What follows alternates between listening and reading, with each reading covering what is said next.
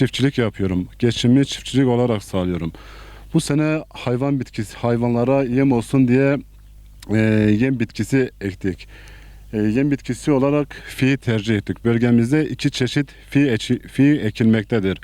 Bunlardan bir tanesi yerli fi dediğimiz adi fi, diğeri ise Macar fiyi diyoruz. Şu anda biçimini yaptığımız yerli fit. Hayvan sahipleri genellikle bu bitkiyi, yemi tercih ediyorlar. Tercih etmelerinin sebebi ise protein değeri çok yüksek olduğu için hayvanlara sütünde yağlanmasında, kilo almasında büyük bir katkı sağlıyor. Bundan dolayı genel olarak hayvanlarımıza fi veriyoruz. Yani hayvan sahipleri olarak fiyi tercih ediyoruz. Yerli fiyin ekimini genellikle kış aylarının sonlarında bu illere göre, beldelere göre değişir. Şubat ayında olur, Mart ayında olur. Fırsat bulduğumuzda işte ekime toprak işlenecek hale geldiği zaman bunun ekimini yapıyoruz. Hasat zamanı ise 6. ayın başlarında, 6. ayın onlarında genel olarak ise hasadını yapıyoruz. Hem tohumunu alıyoruz hem de hayvanlara veriyoruz. Genel olarak bunu bazı yerlerde ise sadece tarlaya gübre olsun diye ekenler de var. Bu seneki verimimiz havaların yağışlı olmasından dolayı gayet iyi geçti. Yalnız her yıl biz bu verimi elde edemiyoruz.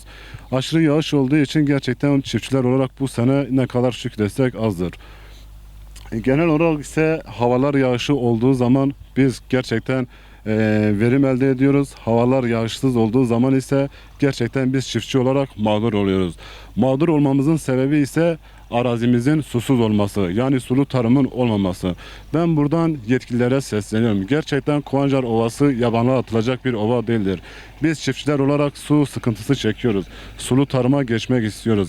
Bunun için yetkili kesimlere sesleniyorum. Gerçekten ovamızın sulu tarıma kazandırılması için gerekenlerin yapılmasını görevli arkadaşlardan rica ediyorum. Millet gayet güzel. Verim de güzel. Yani biz bunları hayvanlar için ekiyoruz. Tohumunu alıyoruz. Tohumunu kendimiz üretiyoruz. Yani mahsulü kaldıktan sonra yani ticari amaçla da bu işi yapıyoruz. Şu anda şimdi bizim burada hem tene içerisinde veriyoruz saman ticari amaç, hem sadece saman için veriyoruz. Saman 850-900 falan bine kadar gidiyor yani. Tarla içerisinde olsa tabii sadece nakle hariç hemen hemen 900'e falan gider. Şu anda sulama arazi yok. Herkes kendi imkanlarıyla sondaj vuruyor. Kendi imkanlarına su varıyor. Su olsa şu anda fidyeye ayrı bir su vermiş olsan verimi 2 katını alırsın. Biz isteriz mesela şeydeki Tunceli tarafındaki gibi kapalı sistem, su sistemleri olsa burada daha güzel olur. Avantajımız olur. Yani fazla tasarrufumuz olmaz. Daha da verim alırız yani. Yani bu sene genelde işçilik şöyle. Ramazan'a da geldiği için zorlama oldu. İnşallah bundan sonra daha zorlama olmayabilir yani. Çok şükür bu sene verim çok iyiydi. Yüksekti, kaliteli verim vardı. Susuzdur, kurak arazide güzel verim aldık yine de. Topraklarımıza bir an önce su gelmesini istiyoruz.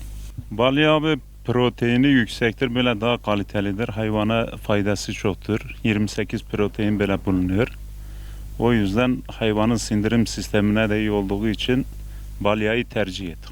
İşçi bulmada biraz sıkıntı yaşıyoruz ama kendimiz biraz teknoloji ilerlediği için biraz teknoloji kullanınca biraz rahat oluyor.